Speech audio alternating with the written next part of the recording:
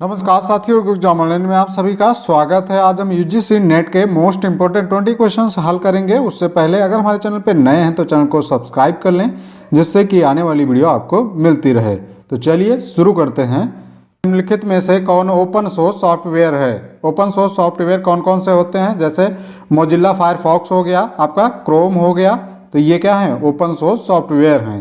तो इसलिए इसमें आपका डी ऑप्शन राइट हो जाएगा, मोजिल्ला फायरफॉक्स। बढ़ते हैं अगले प्रश्न की ओर। अगला प्रश्न है, संविधान में एक मद के रूप में लोक व्यवस्था निम्नलिखित में से किसमें आती है? अवशिष्ट शक्तियों में, संघ सूची में, राज्य सूची में या समवर्ती सूची में? तो इसमें आपका सी ऑप्शन राइट हो जाएगा, राज्य सूची में। सामान्यतः लोक व्यवस्था और पुलिस संविधान की 7वीं सूची के अंतर्गत राज्य सूची का विषय है तथा प्रत्येक राज्य को इस संबंध में अपने विधान बनाने का तथा उस पर पूरा नियंत्रण रखने का अधिकार है। अगला प्रश्न है, एक कंप्यूटर में एक बाइट में सामान्यतः शामिल होते हैं 10 बिट्स, 4 बिट्स, 8 बिट्स या 16 बिट्स? तो इसमें आपका सी ऑप्शन राइट हो जाएगा, 8 बिट्स। एक कंप्यूटर में एक बाइट में सामान्यतः 8 बिट्स शामिल होते हैं। बिट्स कंप्यूटर के स्टोरेज की सबसे छोटी इकाई होती है।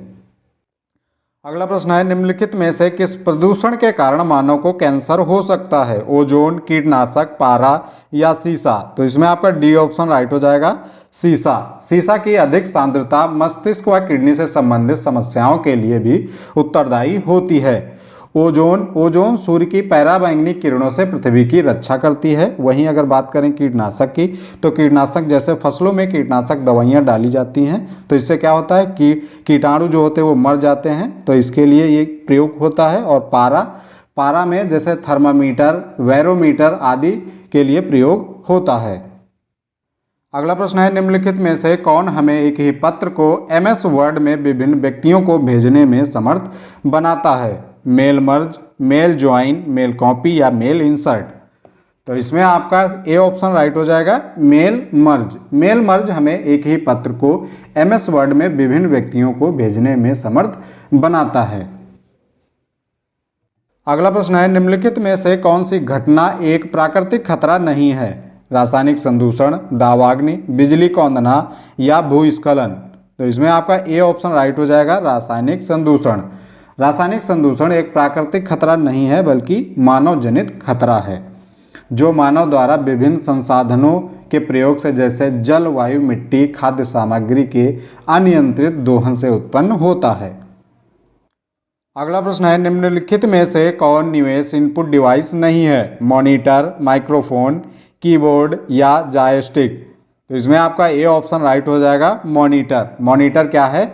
यह आपका आउटपुट डिवाइस है। अगर बात करें इनकी माइक्रोफोन, कीबोर्ड और जॉयस्टिक की, तो ये इनपुट डिवाइस हैं। अगला प्रश्न है, निम्नलिखित राज्यों में से किस राज्य की लोकसभा में सीटों की संख्या सर्वाधिक है? राजस्थान, पश्चिम बंगाल, महाराष्ट्र या तमिलनाडु? तो इसमें आपका सी ऑप्शन राइट हो जाएगा, महाराष्ट्र। महाराष्ट्र में 48 सीटें हैं, वहीं राजस्थान में 25 सीटें हैं और पश्चिम बंगाल में 42 सीटें हैं। तमिलनाडु में आपकी 39 सीटें हैं। अगर बात करें पूरे भारत में सबसे ज़्यादा सीटें किस राज्य में हैं, तो ये आपका उत्तर प्रदेश हो जाएगा, जहाँ पे 80 सीटें हैं। ये आपको याद रखना है। अगला प्रश्न है, एक राज्य के महाधिवक्ता का कार्यकाल होता है, निर्धारित नहीं है, 4 वर्ष, 5 वर्ष या 6 वर्ष? तो इसमें आपका ए ऑप्शन राइट हो जाएगा, एक राज्य के महाधिवक्ता का कार्यकाल निर्धारित नहीं होता है। अगला प्रश्न है, एक अनुसंधानकर्ता किसी शहरी क्षेत्र में एक राजनीतिक दल विशेष की संभावनाओं के अध्ययन हेतु इच्छुक है। इस अध्ययन हेतु किस उपकरण को वरीयता देनी चाहिए? अनुसूची, निर्धारण मापनी, साक्षात्कार या प्रश्नावली? तो इसमें आपका बी ऑप्शन राइट हो जाएगा, निर्धारण मापनी को। एक अनुसंधानकर्ता किसी शहरी क्षेत्र में एक राजनीतिक दल विशेष की संभावनाओं के अध्ययन हेतु इच्छुक है। इस अध्ययन हेतु निर्धारण मापनी को वरीयता देनी चाहिए। अगला प्रश्न है, निम्नलिखित में से कौन सा कथन सहभागी अनुसंधान के संदर्भ में सही नहीं है? इसका एकमात्र उद्देश्य ज्ञान का उत्पादन है, या ज्ञान को शक्ति के रूप में पहचानता है, या लोगों को विशेषज्ञ मानने पर जोर देता है, या फिर यह जांच की एक सामूहिक प्रक्रिया है? तो इसमें आपका सी ऑप्शन राइट हो जाएगा। यह लोगों को विशेषज्ञ मानने पर जोर देता है। अगला प्रश्न है, शैक्षणिक संस्थानों में आने वाले छात्रों को जितनी बाधाएं आएंगी उतनी अधिक अपेक्षाएं राज्य से होंगी, परिवार से होंगी, समाज से होंगी या शिक्षक से होंगी। तो शैक्षणिक संस्थानों में आने वाले छात्रों को अगर बाधाएं आती हैं तो ये राज्य से हो नहीं सकती, परिवार से मतलब नहीं है, समाज से भी कोई मतलब नहीं, तो इसलिए इसमें आपका डी ऑप्शन राइट हो जाएगा। क्योंकि शैक्षणिक संस्थानों में अगर कोई समस्या छात्रों को आती है तो उसका मतलब सिर्फ शिक्षक से होगा, क्योंकि उस समस्या का समाधान कौन करेगा? शिक्षक करेगा। अगला प्रश्न है, विचारों के गतिशील पैटर्न की शुरुआत के लिए कक्षा संप्रेषण का केंद्रीय बिंदु के रूप में प्रयोग कहलाता है? मस्तिष्क चित्रण, व्यवस्थापन, समस्या उन्मुखीकरण या विचार प्रोटोकॉल। तो इसमें आपका ए ऑप्शन राइट हो जाएगा। मस्तिष्क चित्रण कक्षा संप्रेषण में विचारों की गतिशीलता प्रक्रिया को प्रारंभ करने के लिए मस्तिष्क चित्रण का केंद्रीय बिंदु के रूप में प्रयोग किया जा सकता है। अगला प्रश्न है, कक्षा संप्रेषण के संदर्भ में मनोवृत्तियों, कार्यों एवं प्रकरणों को किस रूप में समझा जाता है? असंगत, शाब्दिक, अशाब्दिक या वावैयक्तिक। तो इसमें आपका सी ऑप्शन राइट हो जाएगा। अशाब्दिक कक्षा संप्रेषण के संदर्भ में मनोवृत्तियों, कार्यों एवं प्रकटन को प्रायः अशाब्दिक संचार के रूप में समझा जाता है। अगला प्रश्न है, शिक्षक छात्र संप्रेषण प्रायः होता है प्रतिरोधात्मक, अप्रामाणिक, विवेचनात्मक या उपयोगितावादी। तो इसमें आपका डी ऑप्शन राइट हो जाएगा, उपयोगितावादी। शिक्षक छात्र संप्रेषण प्रायः उपयोगितावादी होता है। इसके माध्यम से हमेशा किसी प्रश्न के उत्तर को प्राप्त करने की कोशिश की जाती है। अगला प्रश्न है, अर्थपूर्ण परिभाषा जिसे सोच समझकर कुछ प्रतीकों के लिए निर्देशित किया जाता है कहलाती है? प्रत्येककारी, कोश विषयक, परिशुद्धता या स्वनिर्मित परिभाषा। तो इसमें आपका डी ऑप्शन राइट हो जाएगा, स्वनिर्मित परिभाषा। स्वनिर्मित परिभाषा वह परिभाषा है जिसमें विषय वस्तु को समझकर एवं उसका अर्थपूर्ण विश्लेषण कर कुछ प्रतीकों के माध्यम से निष्कर्ष निकाला जा सकता है।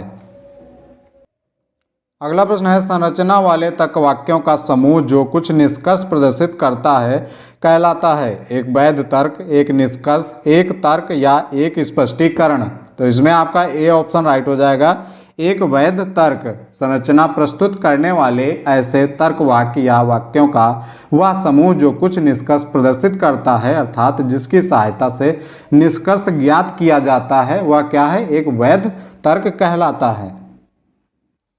अगला प्रश्न है, कक्षा में एक संप्रेषक का विश्वास विस्तार निर्धारित होता है नजर मिलाने से, अतिशयोक्ति के प्रयोग से, आवाज स्तर के परिवर्तन से या अमूर्त अवधारणाओं के प्रयोग से।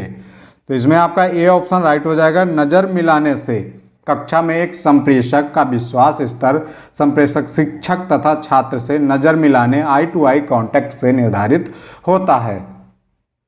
अगला प्रश्न है, प्रत्येक प्रकार का संप्रेषण प्रभावित होता है संदर्भ से, अभिग्रहण से, संचरण से या गैर विनिमयन से। तो इसमें आपका ए ऑप्शन राइट हो जाएगा, संदर्भ से। प्रत्येक प्रकार का संप्रेषण संदर्भ से प्रभावित होता है।